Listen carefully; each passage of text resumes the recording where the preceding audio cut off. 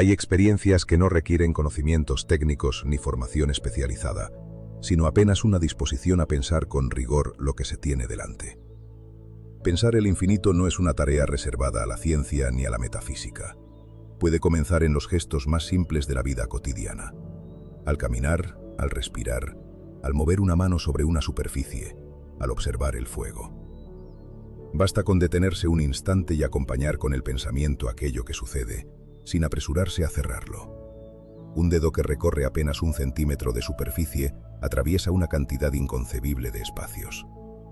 No solo en la línea visible del desplazamiento, sino hacia abajo, hacia los costados, en todas las direcciones posibles. Cada punto que parece mínimo se abre, a su vez, en otros puntos igualmente divisibles. No hay un último espacio.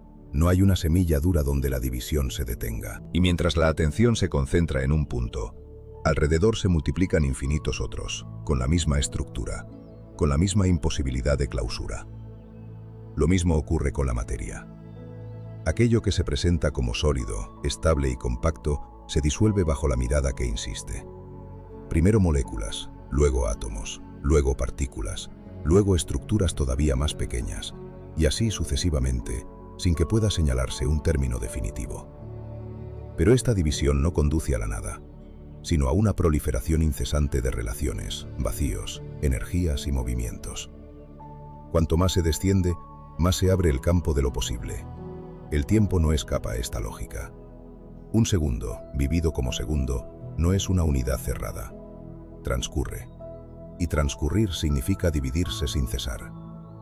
Nunca se alcanza el ahora definitivo del segundo. Siempre es todavía pasando.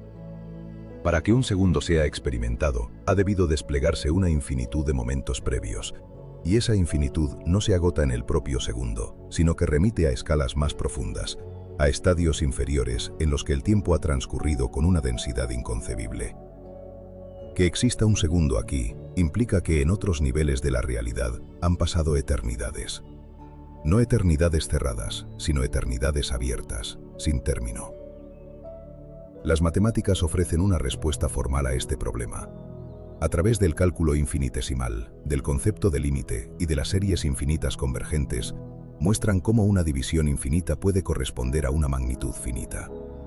Desde ese punto de vista, el segundo puede ser cerrado, definido, operado.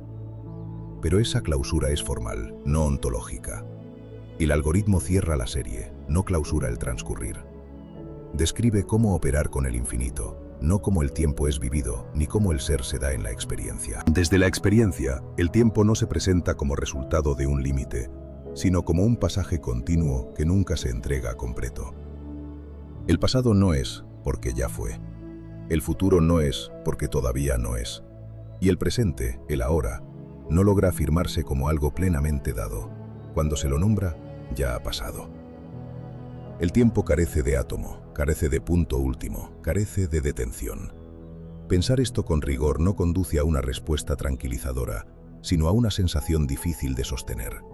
Una especie de ahogo intelectual, un vértigo que aparece cuando el pensamiento intenta acompañar hasta el final aquello que no admite cierre. El infinito no se deja captar, pero tampoco puede ser ignorado. Se impone. Esta invitación no busca resolver ese vértigo ni ofrecer consuelo, propone atravesarlo. Pensar el infinito en la materia que pisamos, en el espacio que ocupamos, en el tiempo que vivimos. No como abstracción, sino como estructura real de lo existente. Solo después de ese esfuerzo puede plantearse con seriedad la cuestión que sigue.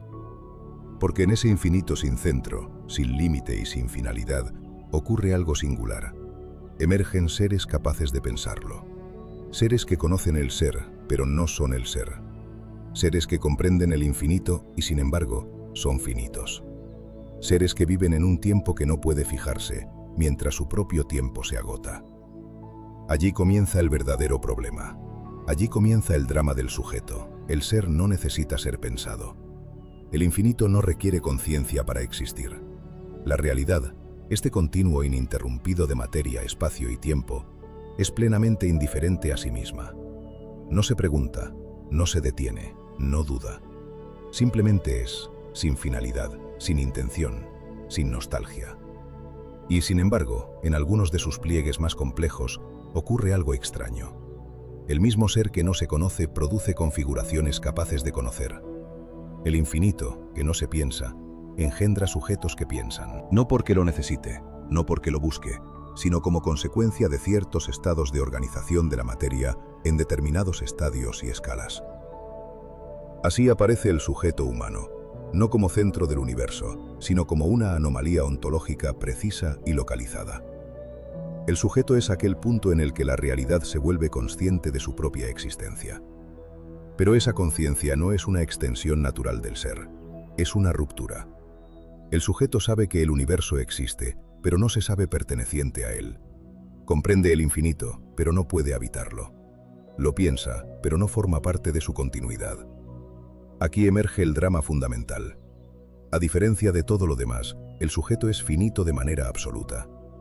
Su cuerpo se transforma, como toda materia, pero la conciencia, ese saber de estar siendo, aparece y desaparece. Surge de la nada y retorna a la nada. No se conserva, no se recicla, no se transforma. Simplemente cesa. Esta conciencia finita, enfrentada a un ser infinito e indiferente, constituye una tensión insoportable. Saber que el universo es eterno y saberse al mismo tiempo radicalmente mortal. Saber que el ser continúa y que uno no. Saber sin pertenecer. Desde esta herida ontológica nacen los mitos, las religiones, las promesas de trascendencia.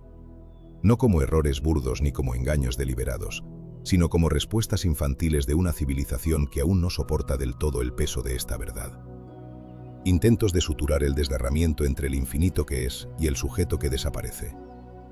Pero nada garantiza que el ser humano sea el único lugar donde esta tensión haya ocurrido. En un universo vasto y posiblemente infinito, es razonable suponer que otros pliegues del ser hayan dado lugar a sujetos igualmente finitos, igualmente conscientes, igualmente trágicos. Otras inteligencias preguntándose lo mismo, en otros estadios, en otras escalas, bajo otros cielos. El sujeto, entonces, no es el fin del universo, sino uno de sus momentos más delicados. Un punto efímero donde el infinito intenta, sin necesidad y sin éxito definitivo, mirarse a sí mismo. Y la pregunta final permanece abierta, sin consuelo. ¿Es el pensamiento un accidente pasajero del ser? ¿O es el modo inevitable en que el infinito, una y otra vez, se pliega sobre sí mismo para saberse, aunque no pueda soportar lo que descubre?